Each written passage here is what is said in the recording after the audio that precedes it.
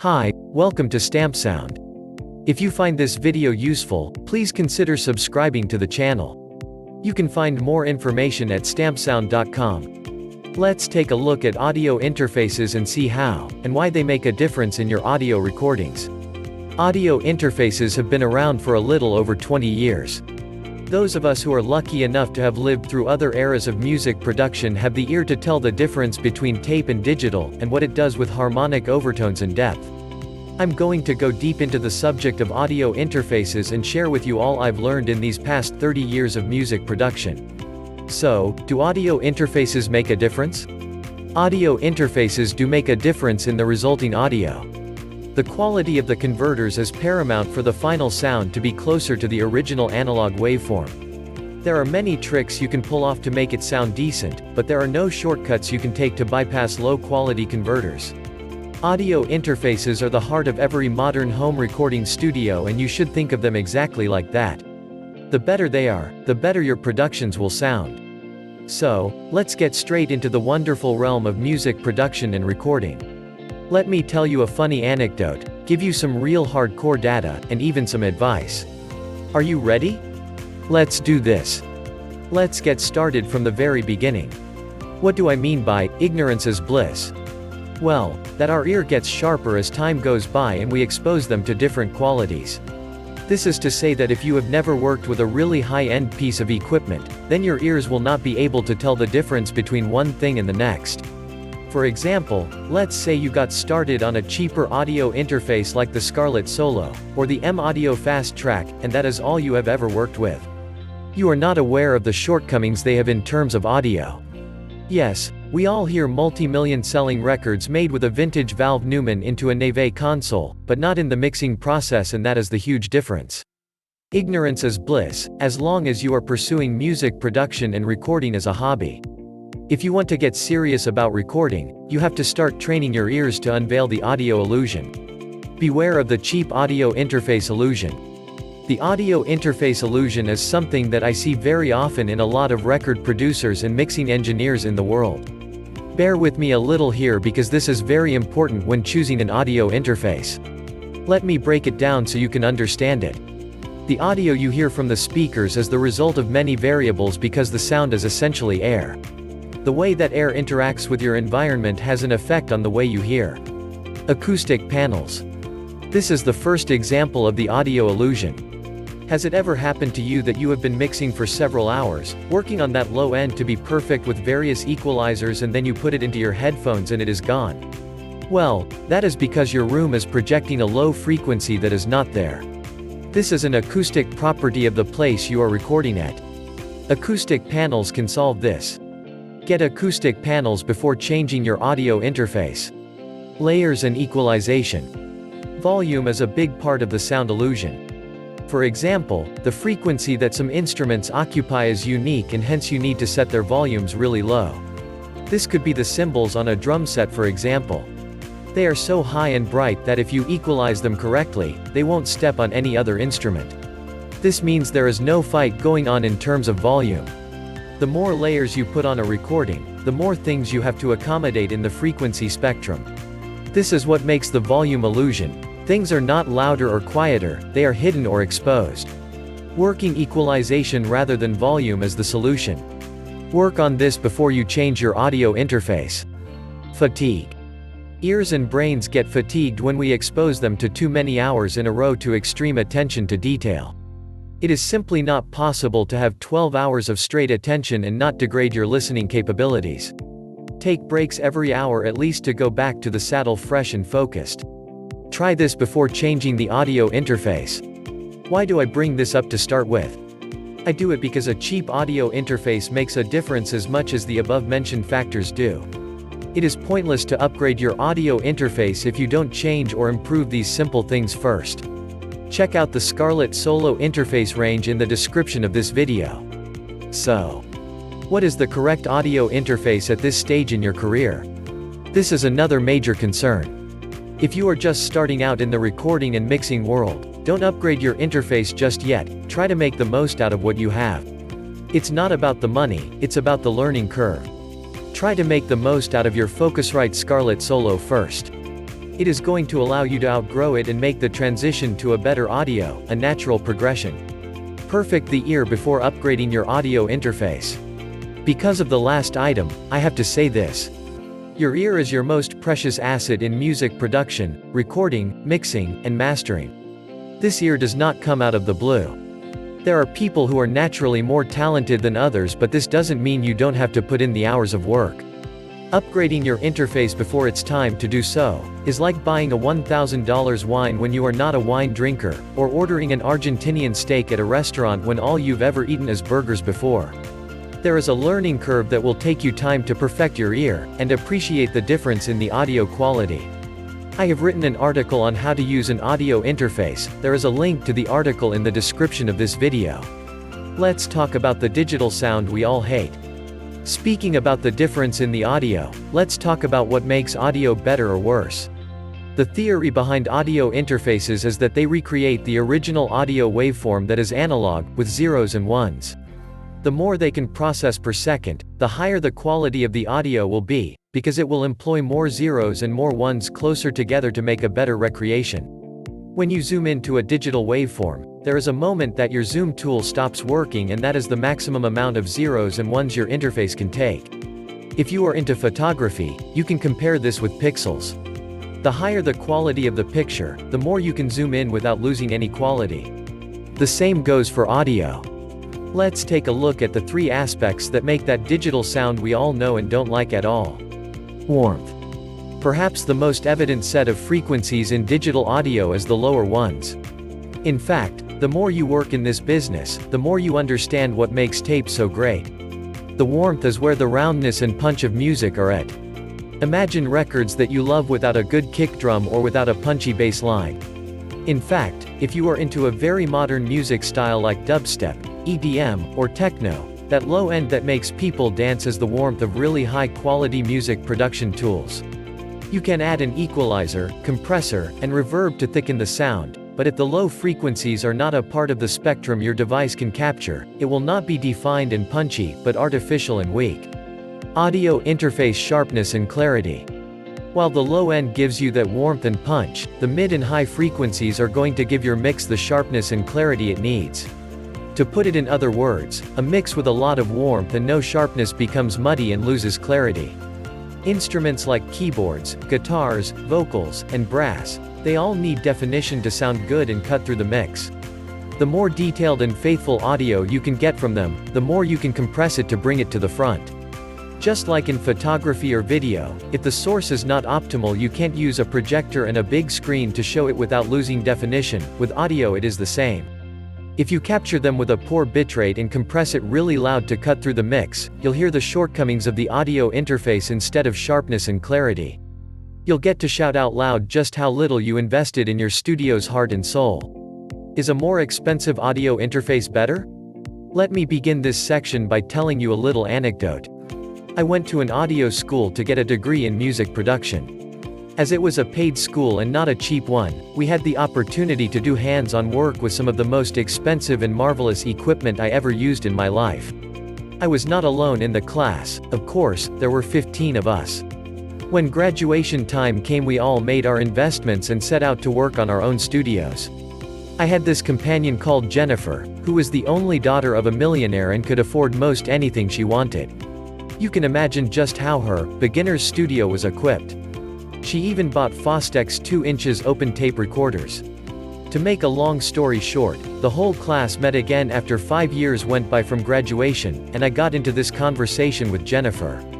We all thought she was going to make the highest quality recordings of us all, but it turned out she sold half her studio and bought most of the things we initially did.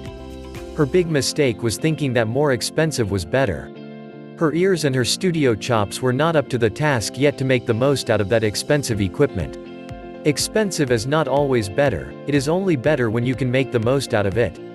Enjoying the learning curve and being mindful of it is the best advice anyone in the industry can give you. Always remember, grow your ear before your gear. Let's look at audio interface inputs and outputs versus converters quality. The world of expensive versus cheap divides into two big groups: more inputs versus higher quality converters. This makes a huge difference depending on what endeavors you are going to pursue in your studio. Let's discuss more inputs. This is great for studios that need to record live bands, choirs, or any other multi-instrument situation.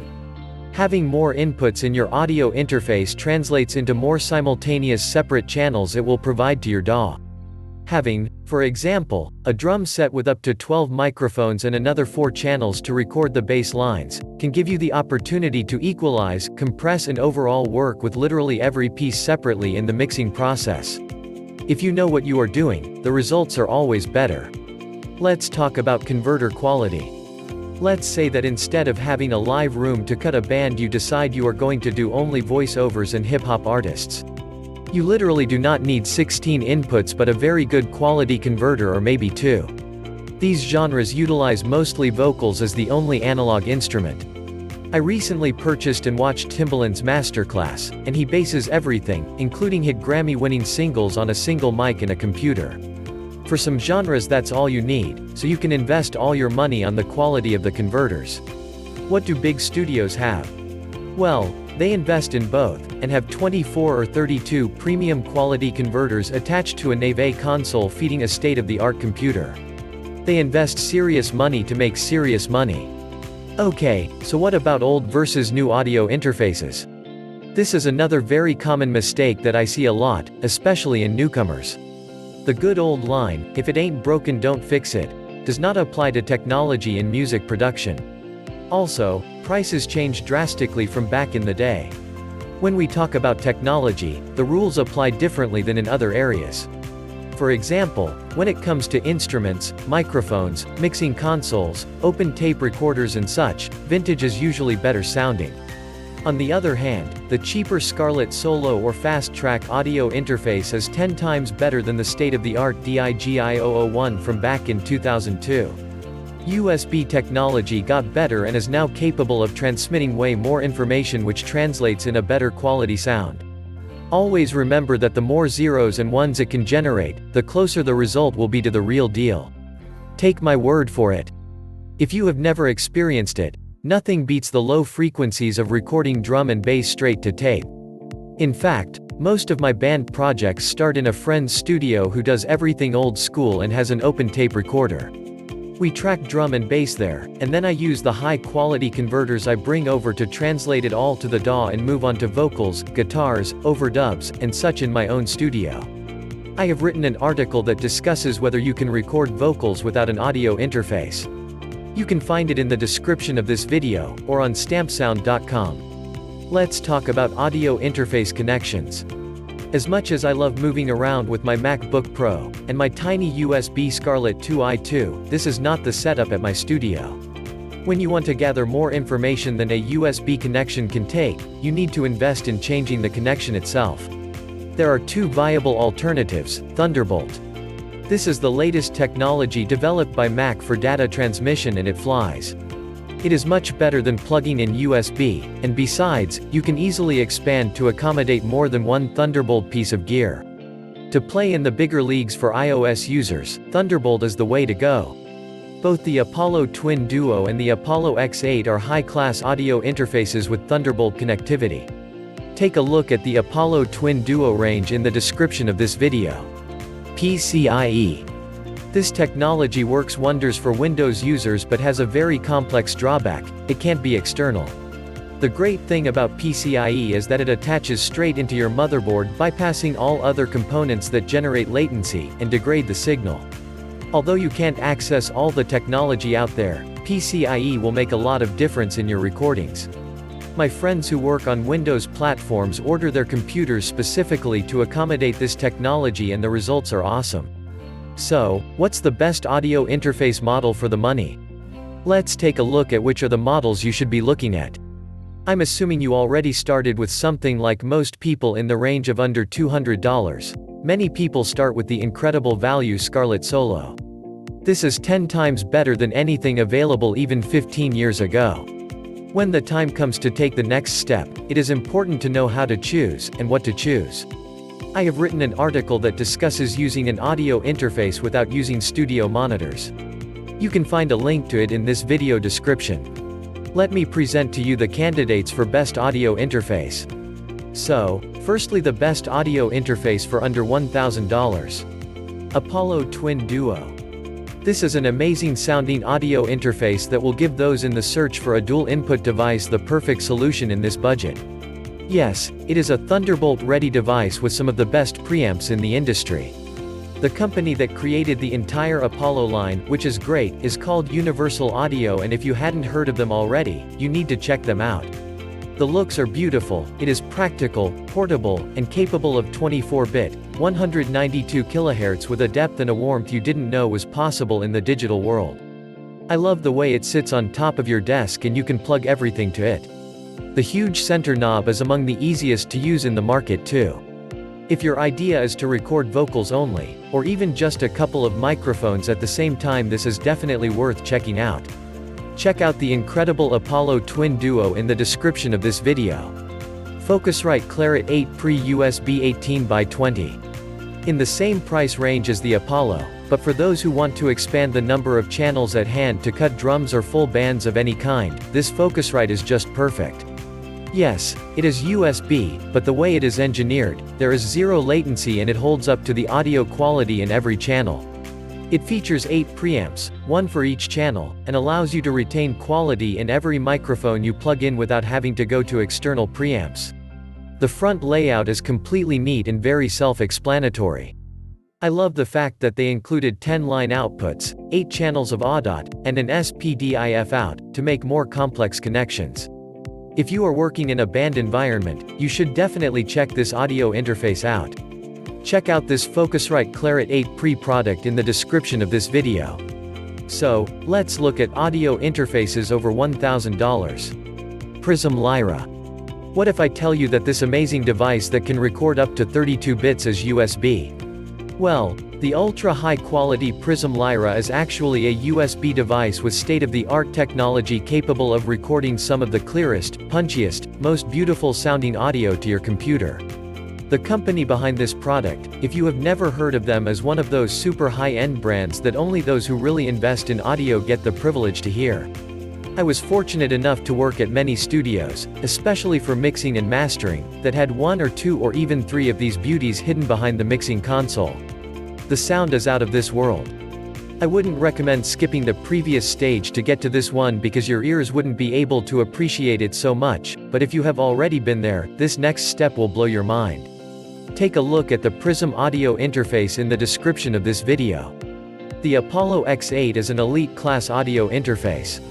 Apollo X8. Again, for those looking to get that extremely elite AD/DA converters, but in a package that can offer them more than a couple of channels, the Universal Audio Apollo X8 is one of the best options out there.